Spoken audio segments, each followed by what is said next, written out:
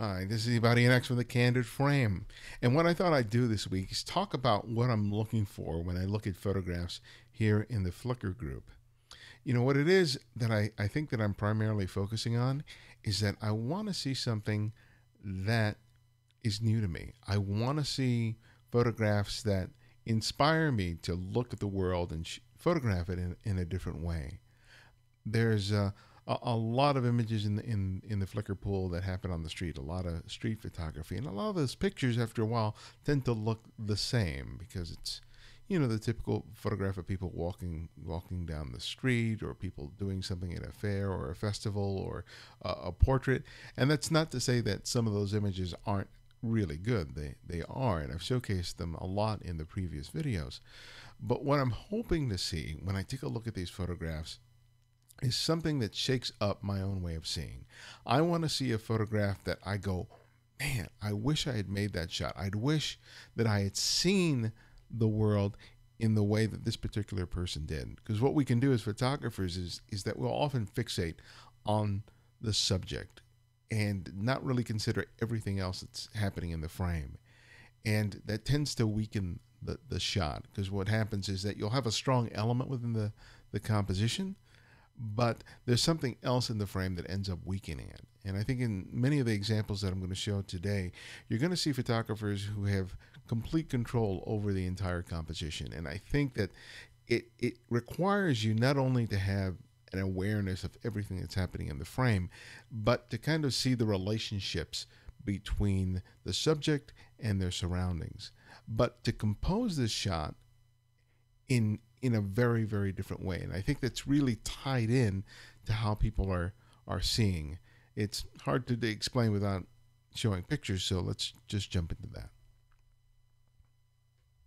Now here's this photograph done by Filippo in a street market. It looks like Haymarket in Boston, Mass. And here's a shot that I think we've all made. We've all gone to food markets or open air markets or along those likes, and have photographed vendors, selling their wares. But what I really like about this shot is that not only does it have a clear point of focus, which is this vendor here who's exchanging money, but I love the way that the composition is layered. I love having this figure in the foreground here that is walking into the frame. He's out of focus, but you can still see that it's a human face, and it adds a depth to the image.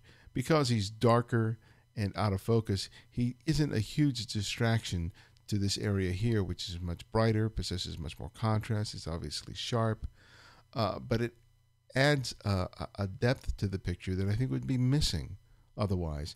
And I just like the way that the image is built on layers. You have this figure in the foreground, then you have the second layer of these people here, facing the vendors. Then you have the layer of fruit. Then you have the vendor here who's extending his money, extending his hand out. And then you have another vendor here whose face you don't see, but you see a bill in his hand.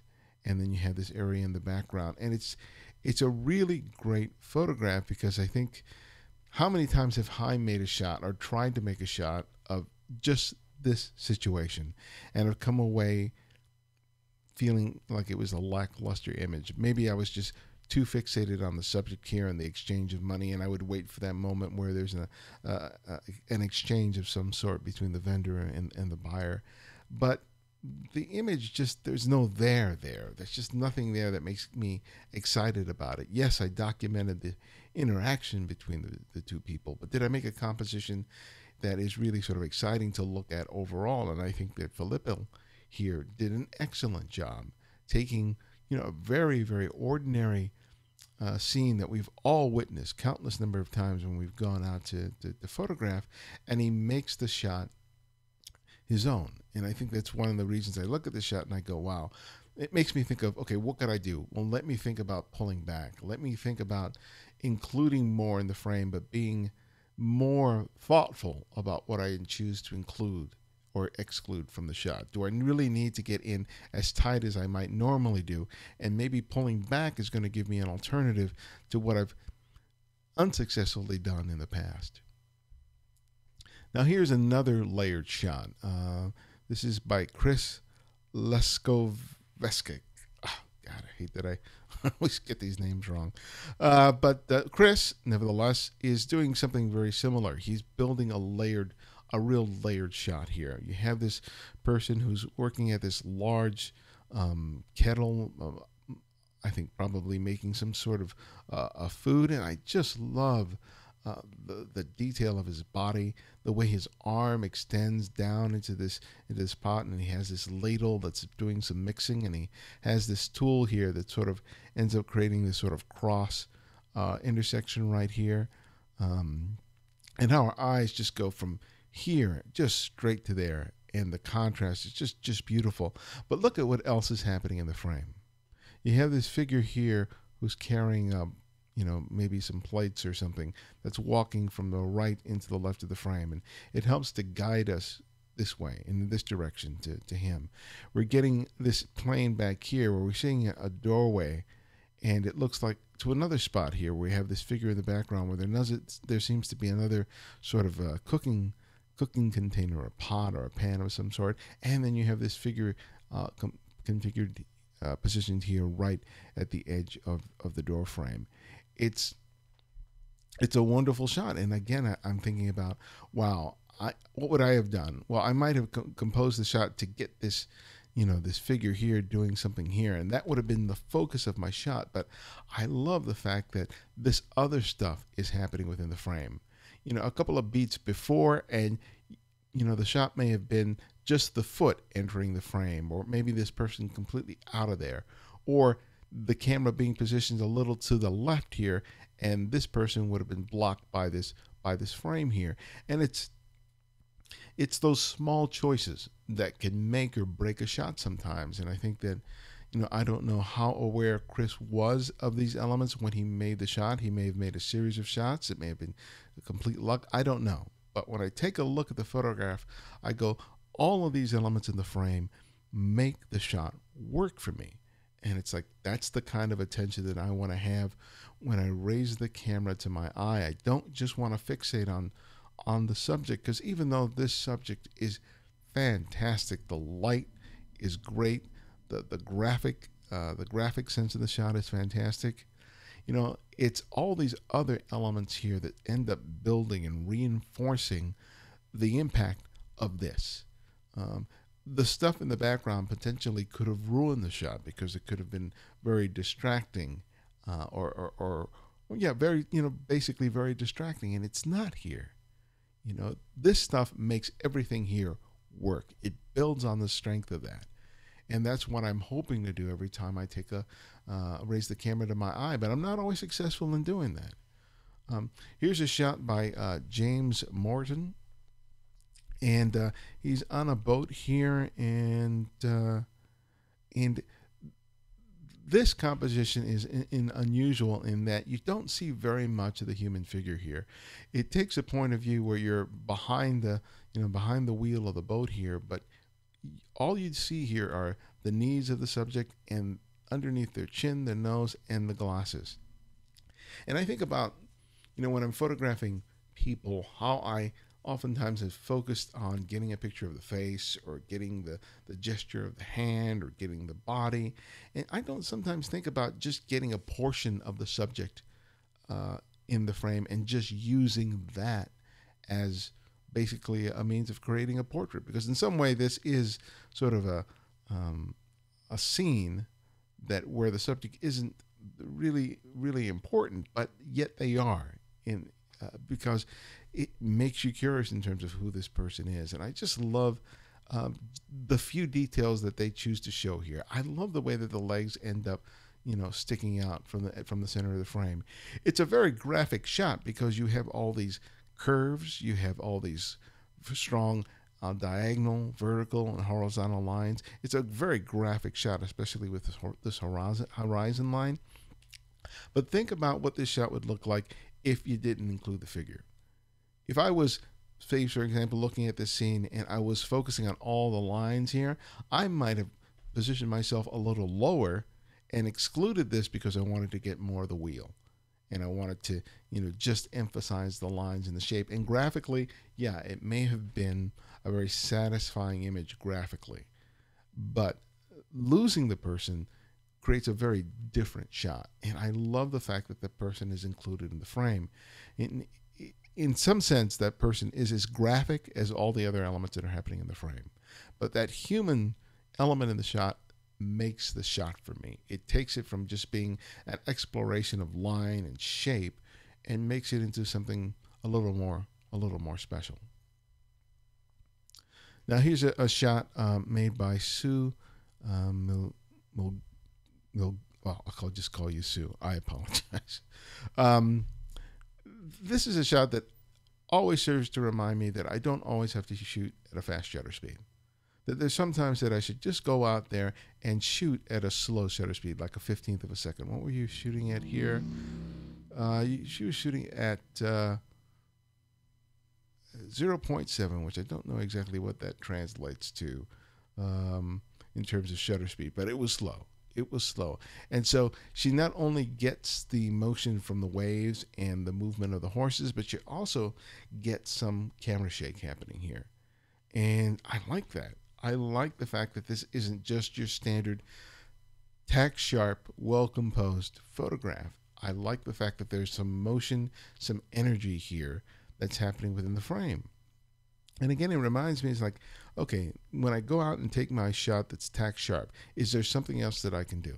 Is there a different choice other than simply changing my focal length or changing my lens choice to change my depth of field or even changing my camera position? Maybe I could choose to play around with shutter speed and accept the fact that it's not going to be tack sharp, that it's not going to be technically perfect, but that somehow the surprise of making that choice, the choice will lead to a surprise that I would never have expected, that I never would have anticipated.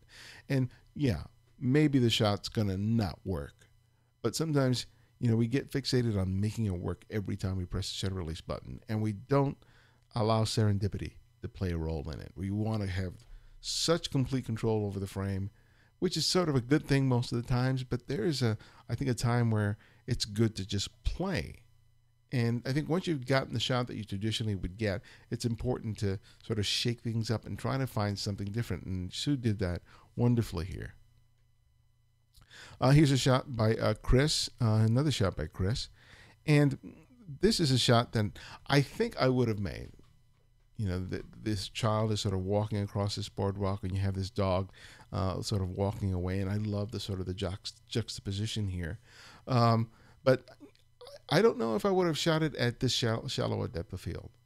And this is not to say that I'm criticizing it, because I actually love the fact that it was done with a shallow depth of field. But typically I'm walking with my camera set at around 5.6 f8 because I'm trying to anticipate anything that will happen so that I can quickly raise my camera to my eye and make the shot. But I like, and let me see what we don't have. Oh, yes, we do. Show EXIF information. I'm not seeing the f-stop here, but I assume that it was a fairly wide aperture, and that relief, that contrast between the sharp figure of the girl and the dog in the background is a great choice here, because we still see enough of the dog to know that it's a dog, and I like the fact that we get that visual contrast. And I, of course, love the lines. I love that he gets this foot rising just above the boards, and you get this great shadow on the left here. But it's one of those times where it's like, okay, when I see a moment like this, do I immediately just make the shot in order to ensure that I get it? Or can I make a quick choice in terms of what I'm shooting with, in terms of my aperture or with my shutter speed, to get something different? I have my camera set so that I don't miss the shot, but those default settings, as good as and helpful as they are, sometimes may not result in the best photograph. So sometimes I may have to think of, well, rather than just automatically just trying to get the shot, can I risk missing it in order to get what I think may be a better shot by choosing, in this case, a wider aperture? Here's a shot by the Traveling Turban, And I just I would not have made this shot. Straight up, I just would not have made this shot. There's obviously some elements here that are in the foreground. I really can't tell what it is, but you can clearly see in the middle that there are some people that are collected here, and then there's this umbrella. And I just love this shot. I love this shot, even though you got this large area, almost half the frame, that's completely out of focus and indiscernible in terms of what it may be.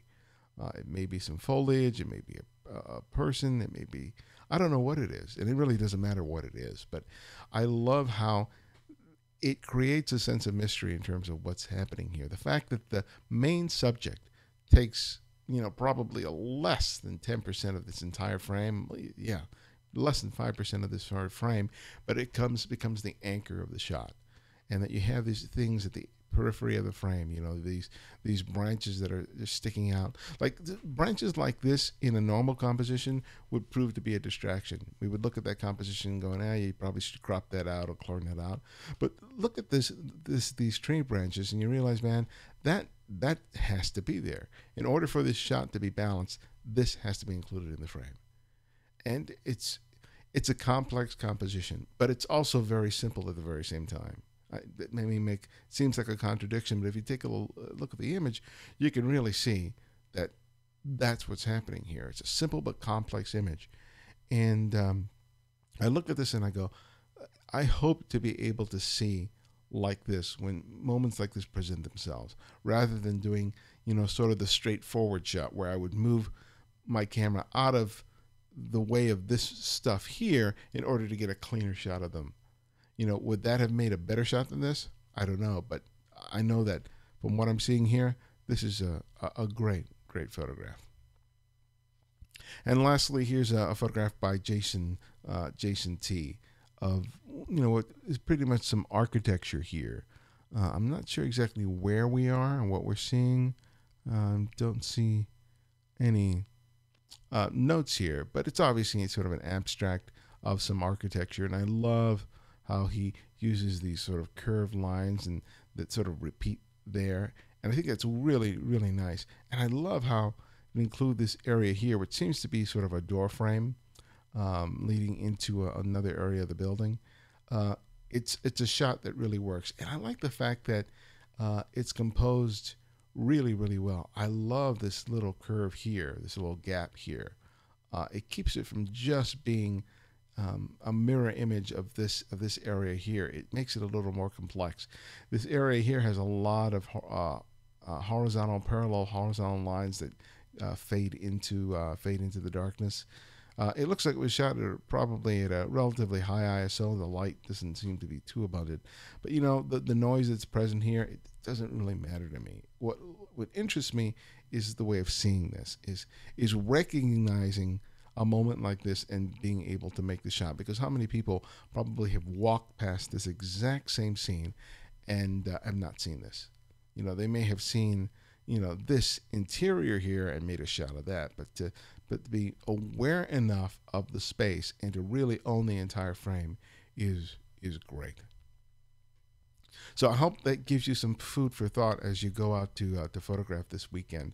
Think about how you can sort of step back from the way that you usually shoot so that you're not just making the same images over and over again, and how you can shake things up and how you can challenge yourself to make images that you normally wouldn't make.